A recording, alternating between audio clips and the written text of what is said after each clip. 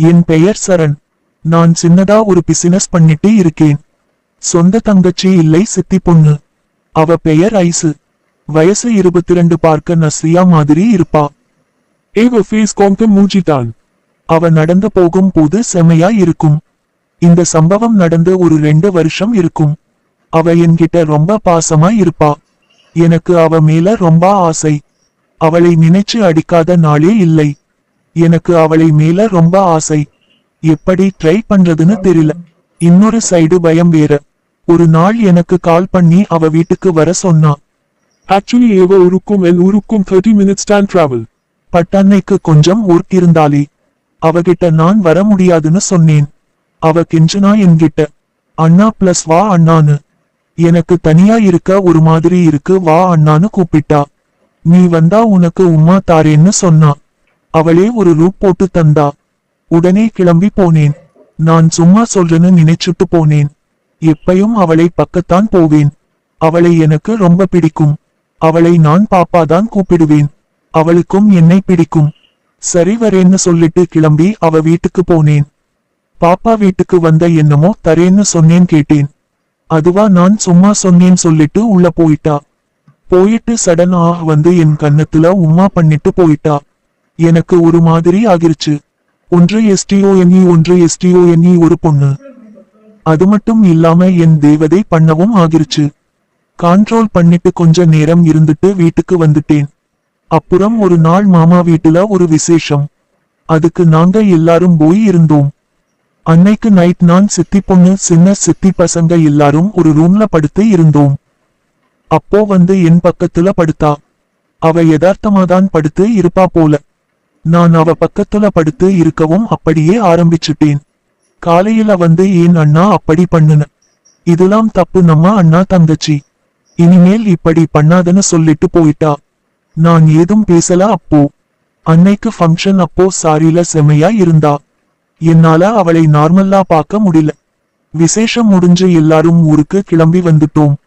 அப்போ இருந்து இன்னும் அவ மேல ரொம்ப ஆசை வந்துச்சு.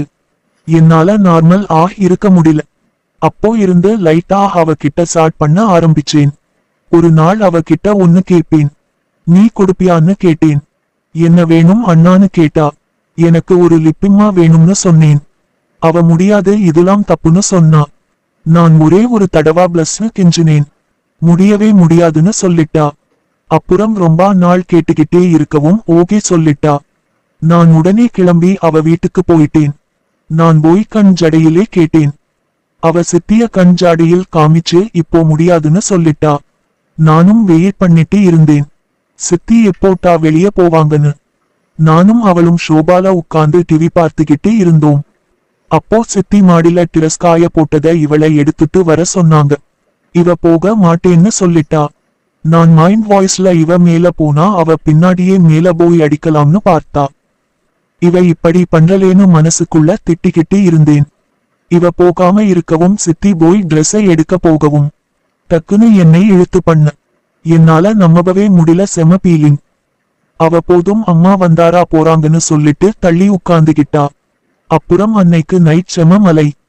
அதனால அங்கேயே ஸ்டே பண்ண வேண்டிய சூழ்நிலை. அப்புறம் அன்னைக்கு நைட் எல்லாரும் சாப்பிட்டு சித்திக்கு கொஞ்சம் உடம்புக்கு முடியலன்னு மாத்திரை போட்டு தூங்க போயிட்டாங்க.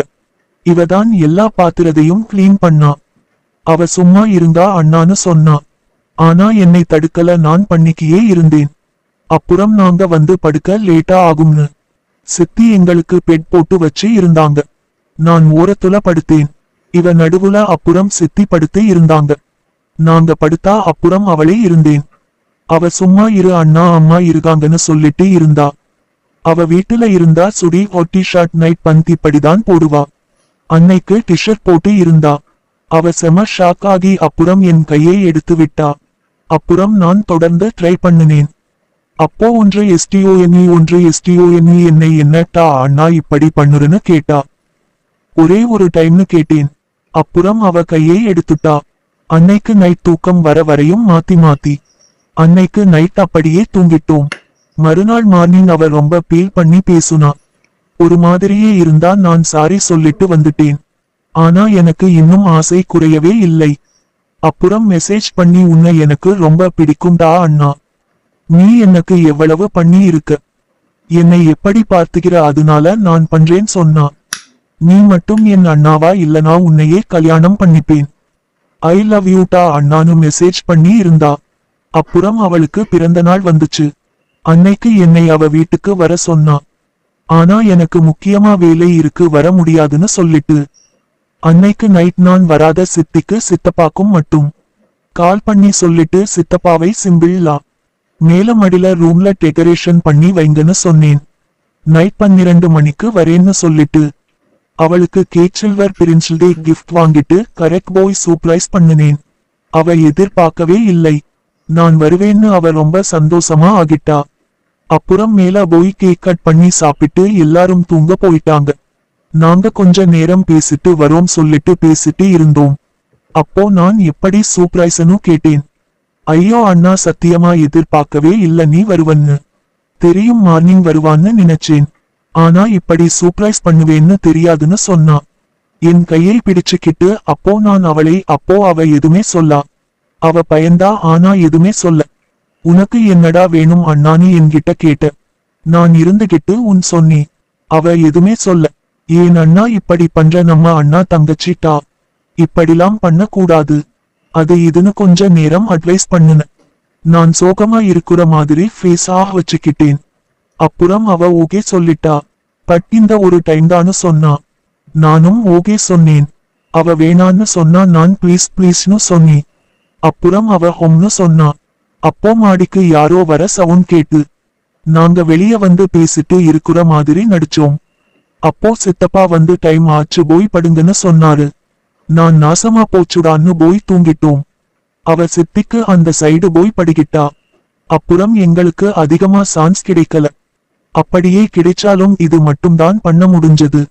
அப்புறம் ஒரு நாள் அவ கால் பண்ணி நான் சின்ன சித்தி வீட்டுக்கு போறேன் நீயும் வான்னு சொன்னா. நானும் இதான் சரியான சான்ஸ்னு சரின்னு சொல்லிட்டேன். ஏன்னா சித்தி வேலைக்கு போயிருவாங்க, சித்தப்பாவும் வேலைக்கு போயிருவாரு. சித்தி பசங்க ஸ்கூலுக்கு போயிருவாங்க, பகல நம்ம மட்டும்தான்னு ஓகே சொன்னேன். சித்தி வீட்டுக்கு போனோம். ஒன்று STONED கேட்டேன். பாப்பா நான் உன்கூட ஒரே ஒரு தடவை இருக்கட்டுமான்னு. அவ இருந்துகிட்டு இதுவரையும் ஓகே அண்ணா, இதுக்கு மேல வேணான்னு சொல்லிட்டா. ரொம்ப சீரியஸ்வே சொன்னா. எனக்கு மனசே இல்லை. உடனே ஏதும் பேசுனா ஓகே சொல்ல மாட்டான்னு எதுவுமே பேசாம ரூமுள்ள போயிட்டேன். மதியம் வரை ஏதும் அவகிட்ட பேசல. அப்புறம் அவளை வந்து பேசுனா. நான் கெஞ்சினேன். அவ முடிவே முடியாதுன்னு சொல்லிட்டா. அப்புறம் ரொம்ப கெஞ்சி ஓகே சொல்ல வச்சேன். லாஸ்டா ஒரே ஒரு தடவை முடிச்சிட்டு ஸ்டாப் பண்ணிக்கலாம்னு ஓகே சொல்லிட்டா. அன்னைக்கு டைம் ஆச்சு, எல்லாரும் வந்துருவாங்கன்னு அன்னைக்கு ஏதும் பண்ணல. நைட் எல்லாரும் சாப்பிட்டு படுத்தோம். சித்தி பசங்க எல்லாரும் ஒன்னாதான் படுத்து இருந்தோம். நைட் அவ பக்கத்துல படுத்து இருந்தேன். அப்போ லைட் ஆஃப் பண்ணனவும் நான் இருந்தேன். அவ கையை தட்டி விட்டு தூங்குன்னு சொன்னா. நானும் சரி நாளைக்கு பார்த்துக்கலாம்னு தூங்கிட்டேன். நான் கண்ணு திறந்து பார்த்தா இவ என்னை பார்த்து படுத்து இருந்தா.